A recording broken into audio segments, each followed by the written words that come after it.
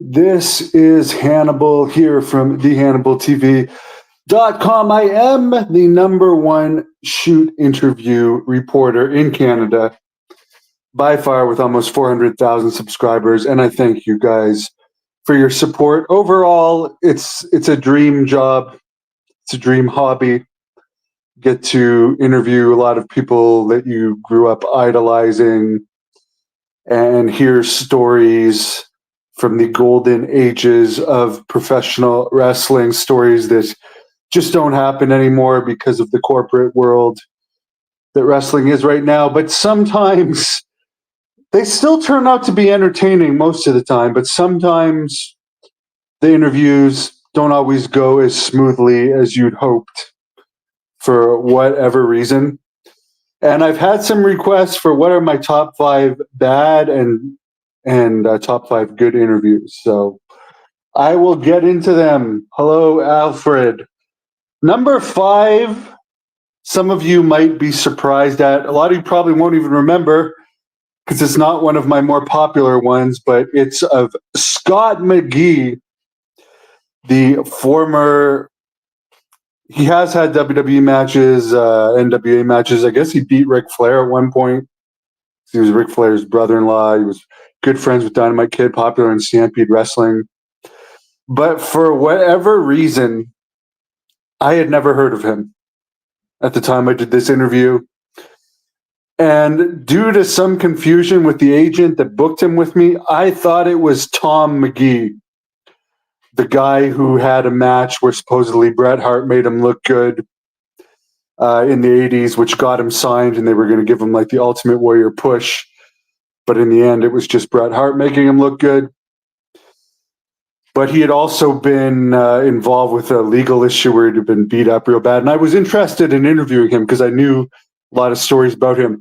But when I started the interview, and you would have had to watch this live because I trimmed it out in the version that's up right now, I clearly thought it was Tom McGee, the guy from Florida, and it ends up being this British guy, Scott McGee. So it was an interview from hell just because it was awkward. In a way, I felt ripped off because I had paid for an interview from a guy who I didn't even know who he was. And it was a little awkward, but it ended up being not too bad, and he had some good stories. Grandma Daisy, I do not like the Nasty Boys. I think Brian Knobs is a racist, and I think Sags is an asshole from the interactions I've had with him, so no. Honky Tonk Man.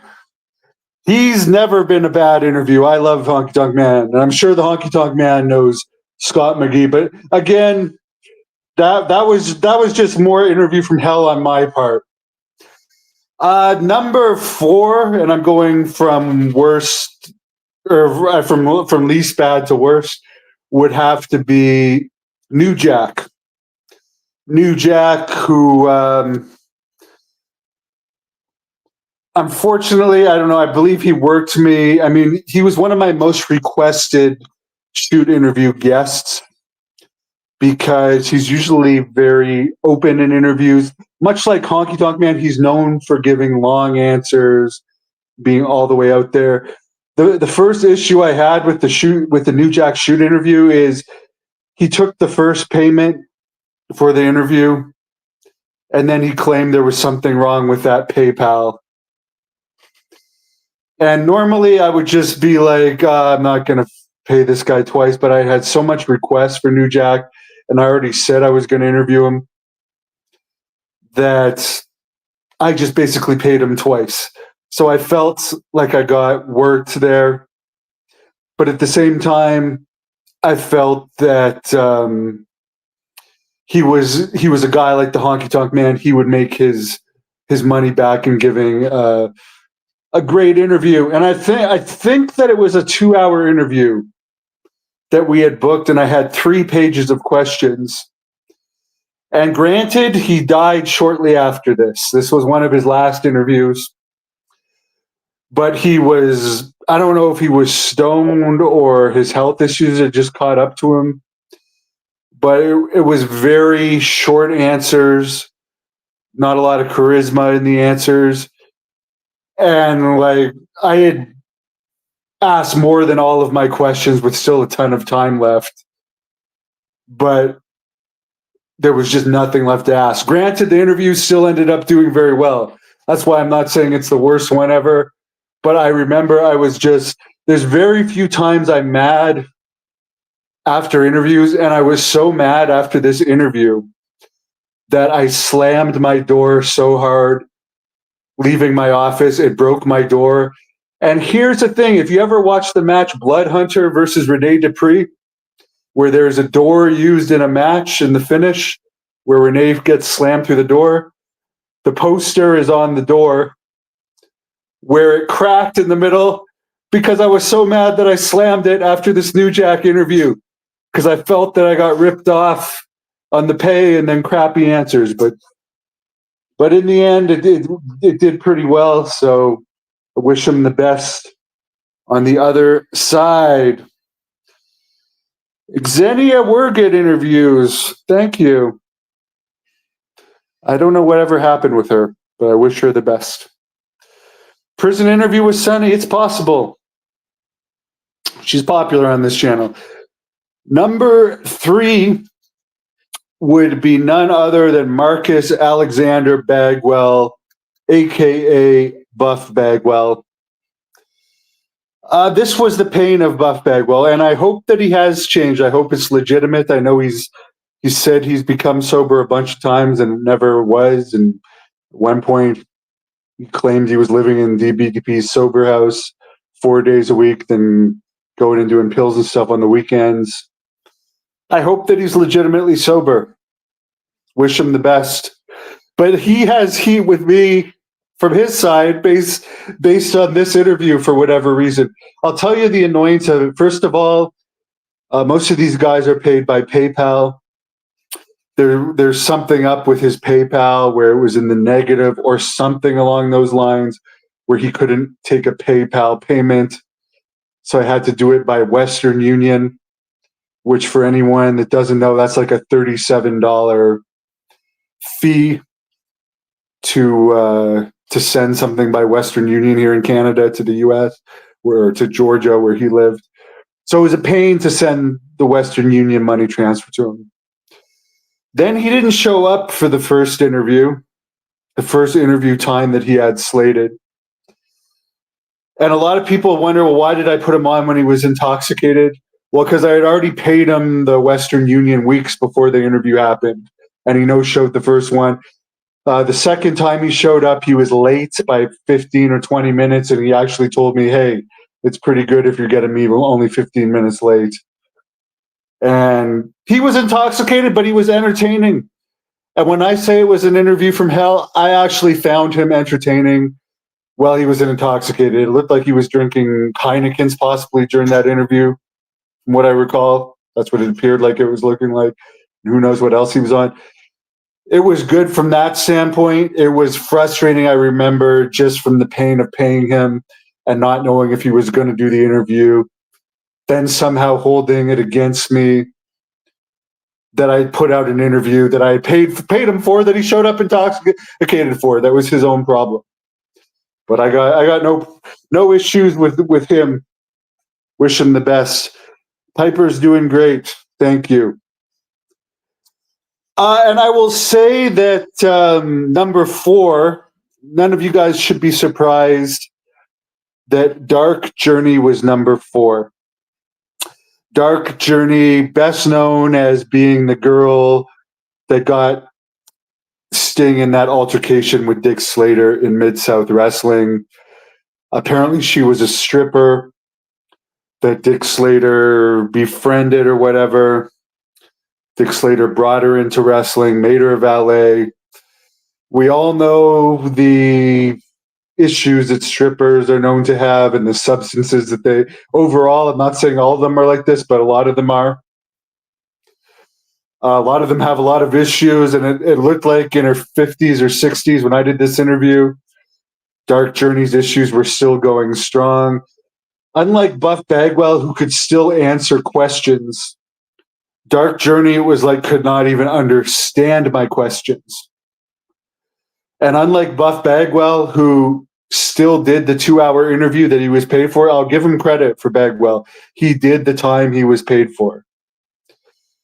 Dark Journey, I don't know if she purposely did this or not, but she shut her camera off 35 minutes into the hour interview. It looked like she was it looked like she had regretted, looked like she realized she was so messed up that she knew she was making a fool of herself and she knew she couldn't comprehend the questions. And when she put the phone down, and you guys can go back and look, it looked like there was a white powdery substance all over the hotel desk in front of her. I don't know if it was pills chopped up or things that Sandman likes to do, I like to do in his prime. I really don't know. But it definitely appeared like there was some type of powder on the desk when she slammed the phone down. 35 minutes in, she was loopy. At no point in time did she offer to make up for the 25 minutes that she screwed up on. She's a total space cadet, complete airhead. In my opinion, Andrew mentions the one with the Goon was a great. Well, I will say for the Goon, that was the rudest person I've ever interviewed. And there has been a few rude ones over the years. Overall, they've been respectful, but the Goon is a guy that if I'd been doing that interview in front of him, he would never have been that rude to me because I would have just mopped the floor with him. And it's like, this is a guy that's everyone's pretty much forgot about. Nothing more than a complete drunk and pill addict. Someone's offering to pay him money to do an interview to like document his career, and he shows up for the interview late. By the way, that interview, for those that were watching live, started way later than it was supposed to happen. Then he ends up being late for the interview and literally falling. He can't even keep his head up as he's guzzling down these beers. And then he gets offended that I asked him about the Undertaker match that he had, which, let's be honest, who remembers anything else that he's done? I'm sorry that the highlight of your career that most people remember is you did the job to the Undertaker. To me, that's nothing, and it was in the WWE. That's nothing to be ashamed of. Undertaker is one of the greatest of all time. And like, that's nothing to be ashamed of. I know you did stuff in other areas, but as a Canadian, you, to my knowledge, I don't know if you ever worked Canadian territories. I had never heard of you before the Goon. And my only recollection of you was my uncle was a hockey coach, and he was offended by that gimmick when he saw it. I remember my uncle complaining about it, and I remember your match against the Undertaker. That's about it. Dark Journey was bad. Dark Journey was my number 4. And there's some other people that have been under the influence, like Marty Jannetty, who hasn't been under the influence of all of them, but has been in at least one of them. And it made it better. It made it better. So I don't really have a problem if someone's intoxicated, but if they're going to be belligerent and rude, if I'm taking the time to document their career, but then that's their problem because that's how they go down in history. So again, you guys can write in the comments what other videos you want me to talk about. Someone remembers the Goon as one of the Super Destroyers because of his brother. I don't even remember the Super Destroyers. But again, I'm 41 and from Canada. So again, I never had anything against him. I was willing to pay him for an interview to document him. I had fairly good questions, but he wanted to display himself totally out of it. And that is by far his most popular interview online. So you were memorable. So in the end, you were memorable. Mike McGurk, Grandma Daisy. I would like to do Mike McGurk. I'm probably going to do Don Morocco very soon. And there might be some good ones coming up next week that I'm not going to let the cat out of the bag on just yet. But I wish you all wonderful Saturday. It is getting very cold here in Ottawa, Canada.